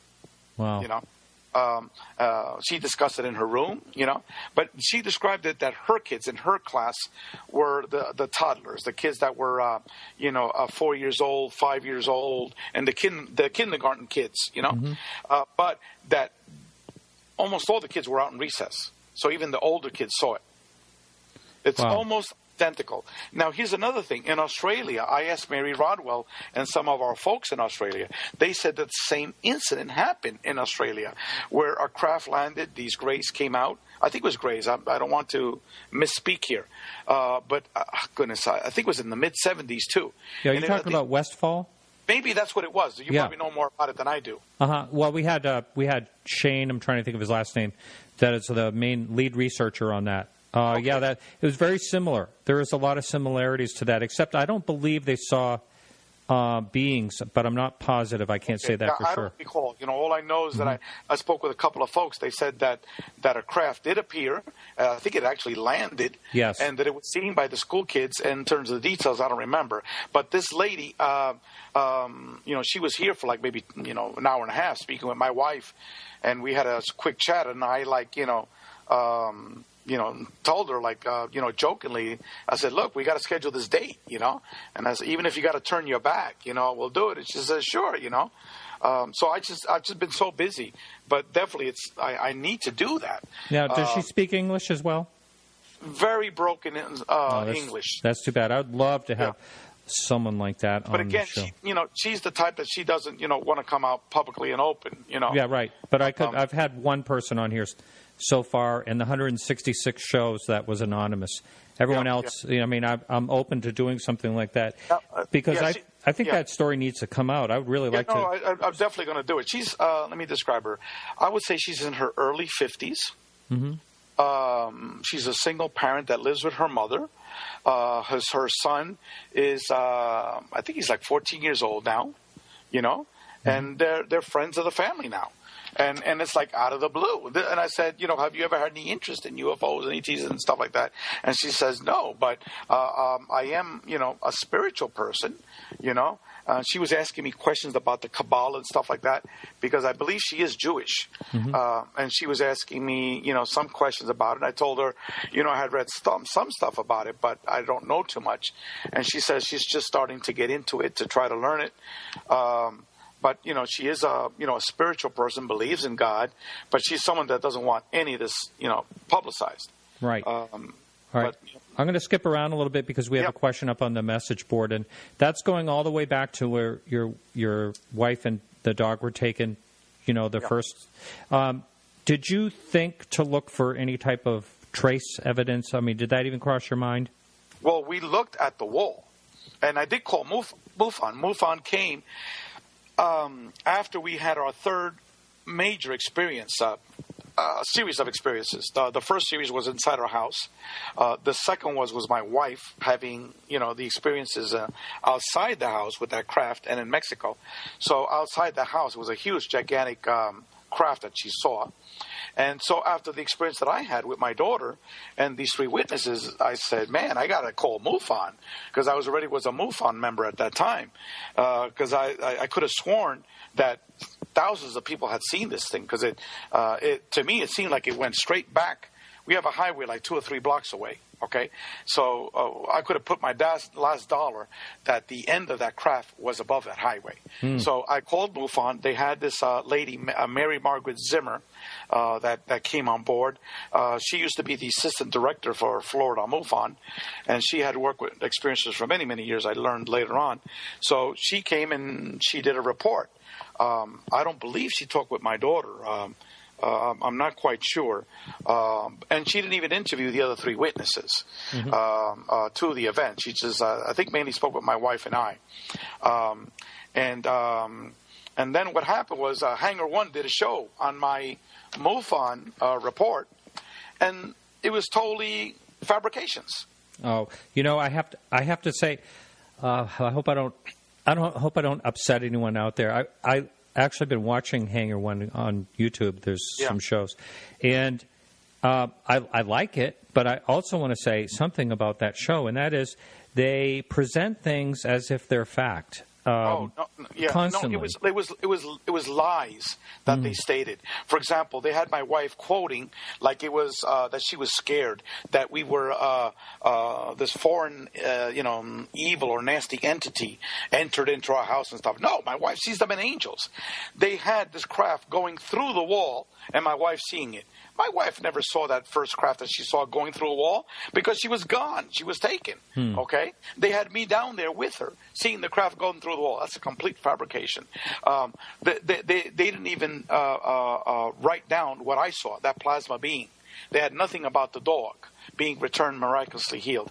They had nothing about... Seems like that would be an exciting part of the story. No. They didn't even have the proper craft that my wife saw. They had the picture that I drew, that my wife drew and I drew about the craft that I saw, the plasma being. They had it all on the Hangar 1, but they didn't even discuss it. And then they had it as a triangle craft. They had they must have paid a good money of this graphic artist doing a triangle craft. My wife never described the triangle craft. She described a very, very 300-foot long cylinder type of craft with colors at the edges. That was not what was drawn in this MUFON Hangar 1. They didn't even include the drawings that we had done with the 5 witnesses of that huge craft that we saw outside our house. They didn't even discuss that or mention it. So it was a total fabrication and distortion. Did I just hear the ghost of the Jack Russell barking?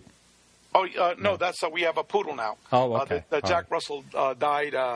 That was mean of me. I'm sorry. But no. She had a good quality of life for that last year that she lived. Oh, that is really an amazing story. Can you throw out? We have I don't know, maybe about 10 minutes or so left. Yeah. And can you throw out a couple of sample questions? Is that something you can find quickly? Sure. Let me go to phase 1. Just a couple of sample questions. I won't give you the answers and the details, but it's basically. Well, while you're looking, or are you? Yeah. You found, I have it right now. Okay, go ahead then. Okay. Have you seen an intelligently controlled craft in the sky or on the ground that was not man-made? Another question. Did other witnesses also see the craft? Now, let me just tell you, if you see a craft, the majority have had witnesses. Okay? Now, another question. Have you heard telepathic messages, an internal voice in your head speaking to you? And again, we associate this with the contact experience.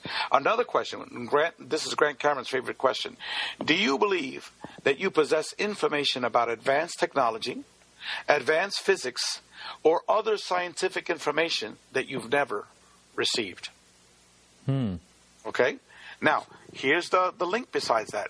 If you talk to all these researchers, all of them will state that they have had a good many of them, again, I can't give you numbers, that have actually gotten physics downloads, science downloads. Things that these are non-physicists. People have no idea. These are hillbillies. uneducated folks, that all of a sudden they're talking about, gravity and does time exist and things like that sort, This is really something, and I mentioned earlier about the Allagash abductions. Yeah. And I'm trying to get, and hopefully I'm going to get Jack Weiner on. I had his brother Jim and Charlie Foltz on, which is, would be 3 out of the 4 of them. Yeah. But Jack Weiner had no math background at all. Yeah. And one of the reasons I want to get him on is because he came so mathematically deficient. Yeah. You know what I'm trying to say, that he I think he actually did some work for NASA and stuff. Well, let me give you a response to that question. That's another question that our researchers' eyeballs pop out. Okay, how people answer to that question. And after December 1st, I can give you the results of that. But it's seldomly talked about, but yet we address it in our free questionnaire. Again, these are all questions in the first questionnaire. Another question, have you experienced out-of-body experiences? Huh. Okay? Again, eyeball-popping questions. Can you see energy or auras around people? Okay? Have you had some kind of healing done on you by these non-human intelligent beings? Do you believe that you have observed a non-human intelligent entity? And then we go into the descriptions of the various entities that people have seen. We have categories for short gray, tall gray, hybrid, insectoid, reptilian, human-looking, spirit form, small animal type, large animal type, energy being. Then we even describe, how can you describe your interactions with this being? And we go into, positive, negative, neutral, both positive, negative, et cetera, et cetera. Those is just a sample of some of the questions. For example, how many times did they interact with this non-human intelligent being? And again, it was eye-popping, huh? How many times people have had these interactions? The vast majority have been more than 20, percent-wise in terms of the grouping categories that we had. Let me go into phase 2, some of the questions in phase 2. Okay. Do you ever recall being on an ET craft or a ship? Have you ever been relocated to another location? And that includes, perceived abductions and being relocated, but not perceiving to be abductions. So we asked it in a much more broader way. Did you ever have an ET contact experience in a 3D reality, like here on Earth? Have you ever had a near-death experience? Okay. Have you ever seen small and less than 1 foot in diameter colored orbs? And if so, where did you see them? And we had different categories of where people might see them. We also had a question about orbs going through doors, through windows, through physical objects. We talked about the alien breeding program. We talked about implants. We talked about how do you believe ETs in general are bad or malevolent, or evil? Do the ETs have a personality? Have any of these ETs been playful with you?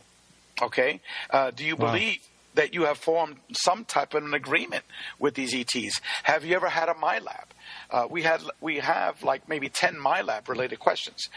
We have like maybe 20 abduction related questions. We have various questions about breeding programs, about implants. A lot of questions about implants. We ask questions. For example, let me give you a question here. Do you believe that there is a connection between the ETs and the paranormal? Do you believe that there is a connection between the ETs and the spirit world after death or heaven? Okay. Let me see. Let me go into the last question here, because that's very, very important here.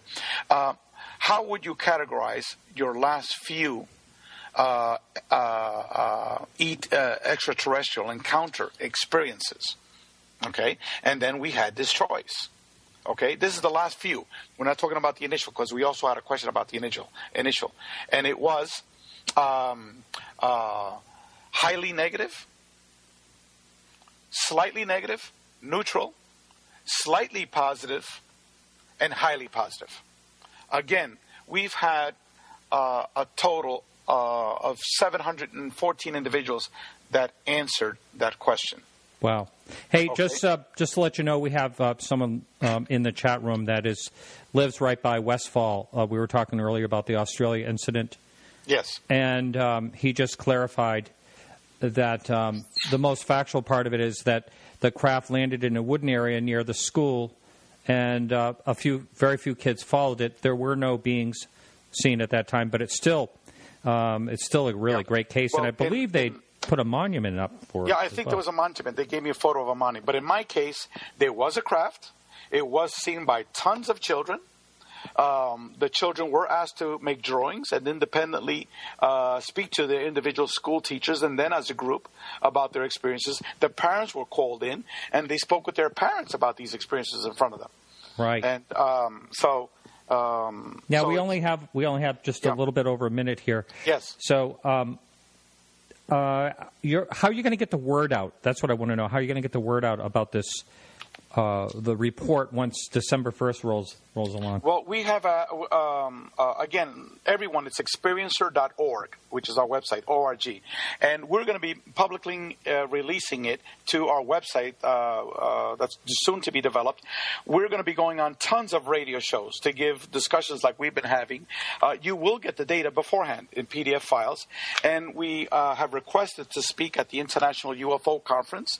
We have requested to speak at Contact in the Desert, and Dr. Edgar Mitchell did send those formal requests to Alejandro Rojas and to Mr. Andrews, who coordinates Contact in the Desert, and we would like to be able to be invited not only to UFO and paranormal related type of conferences, but also to universities. To psychological associations, to NASA engineering, associations, you name it, because this is way beyond ufology. Ufology is one little tiny, grouping here. What we're doing in our study goes way beyond ufology. It deals with the total reality of what's going on with this UFOs and contact experience. So it deals with the whole world. All right. Well, thanks so much. I really appreciate it. It was a lot of fun. Thank you so much, Martin. Once again, experiencer.org. Very good. Okay, everyone. So I'd like to thank a few people for helping out with the show. We have Keith Rowland. He's the chief bottle washer of the network here. I think that's what he said he was, for producing the audio part of it. Alejandro Rojas for the news early on. I also want to thank our guest, of course, Rey Hernandez. And Peggy Shunning for managing the Facebook page. She's been under the weather. Hopefully she'll be back soon. And music, Carrie Lloyd Whitehouse, Bruce Renier. We'll be back next week, same time, with Mark O'Connell. Remember, don't play any games or try to support the show for any more, because I have to figure all that out.